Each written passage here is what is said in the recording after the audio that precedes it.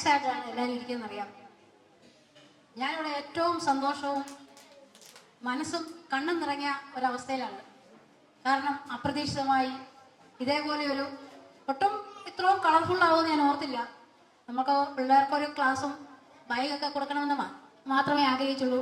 പക്ഷേ കൃപയത് വളരെ കളർഫുള്ളാക്കി പ്രിയ സഹോദരി ചേർത്ത് നിർത്തുകയാണ്. കാരണം ഈ ഒരു സൗഹൃദം വളരെ യാദൃശ്യമായി കിട്ടിയ ഈ ഒരു സൗഹൃദം അത് വളരെ യാദൃശ്യമായിട്ടാണെങ്കിലും വളരെ കുറച്ച് നാളെ ആയെങ്കിലും ഞങ്ങൾ നല്ല സൗഹൃദത്തിലാണ്.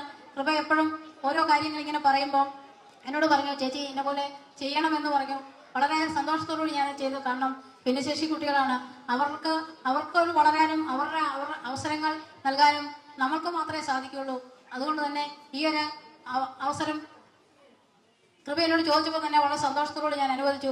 ഏറ്റവും ഭംഗിയായി എല്ലാവരുടെയും മനസ്സും കണ്ണും നിറഞ്ഞു എന്ന് പറയുന്നത്. കാരണം എൻ്റെ മുന്നിൽ നിൽക്കുന്ന കുട്ടികൾ ഇതൊരു കാരണം ഈ ഒരു അവസ്ഥ, ആ ഒരു അവസ്ഥ നിങ്ങൾക്കാർക്കും ഉണ്ടാകാതിരുന്ന ദൈവത്തിനോട് നിങ്ങൾ പ്രാർത്ഥിക്കുക. ആരും ഇങ്ങനെ ഒരു അവസ്ഥയിൽ ജനിക്കണമെന്ന്, ഞാൻ ഉൾപ്പെടെയുള്ളവർ ആരും ഇങ്ങനെ ഒരു അവസ്ഥയിൽ ജനിക്കണമെന്നോ ഞാനോ മാതാപിതാക്കളോ ആഗ്രഹിക്കാറില്ല. പക്ഷെ ദൈവത്തിന്റെ നിയോഗം പോലെ ഇങ്ങനെ വരുമ്പോൾ അതിനെ സന്തോഷത്തോടുകൂടി തന്നെ ഞാൻ സ്വീകരിക്കുന്നു. പക്ഷെ പല മാതാപിതാക്കൾക്കും അത് ഉൾക്കൊള്ളാൻ പറ്റാത്തതുകൊണ്ടാണ് കൃപയെപ്പോലുള്ള സ്ഥാപനങ്ങൾ ഇവിടെ ഉണ്ടാകേണ്ട ഒരു അവസ്ഥ വരുന്നത്.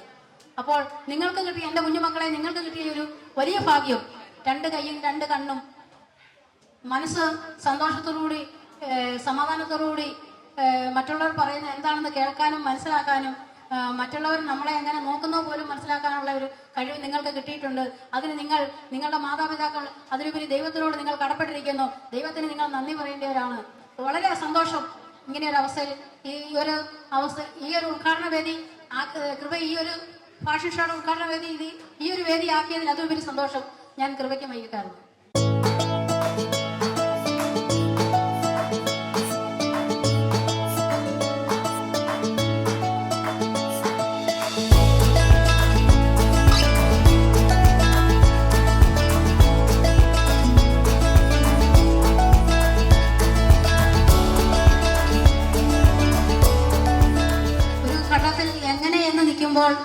ഒരു കൈത്തിരി നാളം പോലെ എൻ്റെ അടുത്തോട്ട് ഓടി വന്ന ഏറെ പ്രിയങ്കനായ ദിലീപേട്ടനെ ഞാൻ ഈ സമയത്ത് വളരെ സ്നേഹത്തോടെ സന്തോഷത്തോടെ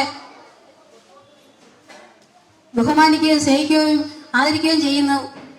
കാരണം ഇത്ര കുട്ടികൾക്കൊക്കെ ബാഗോ മറ്റോ കൊടുക്കാനോ പറ്റാത്ത ഒരു സാഹചര്യം ഉണ്ടായിരുന്നു. കാരണം നമ്മളുടെ എൻ്റെ ഒരു വരുമാനത്തിൻ്റെ ഒരു ശതമാനവും മറ്റുള്ള കൂട്ടുകാരും സഹപ്രവർത്തകരും നമ്മളെ കാണാതെ ഇരിക്കുന്ന ആൾക്കാർ പോലും സഹായിച്ചിട്ട് പോലും എത്താൻ പറ്റാത്ത ഒരു വലിയൊരു ടാസ്ക് ആയിരുന്നു. ആ ടാസ്കിലായിട്ട് എനിക്ക് വളരെ പെട്ടെന്ന് കയറി ചെല്ലാൻ സാധിച്ചത് DD മച്ചാൻ ടീമിൻ്റെ സഹായം കൊണ്ട് തന്നെയാണ്.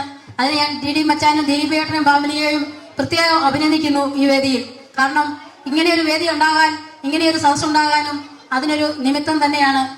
ഭക്ഷണം ഉൾപ്പെടെയുള്ള എല്ലാ കാര്യങ്ങളും ദിലീപേട്ടൻ എന്നോട് പേര് പറയരുത്, ചിലപ്പോൾ അവിടെ നിന്ന് ദേഷ്യപ്പെട്ട് ഇറങ്ങിപ്പോയതെന്ന് എനിക്ക് തോന്നുന്നേ.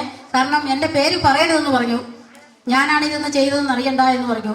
പക്ഷേ എനിക്ക് പറയാതിരിക്കാൻ പറ്റത്തില്ല.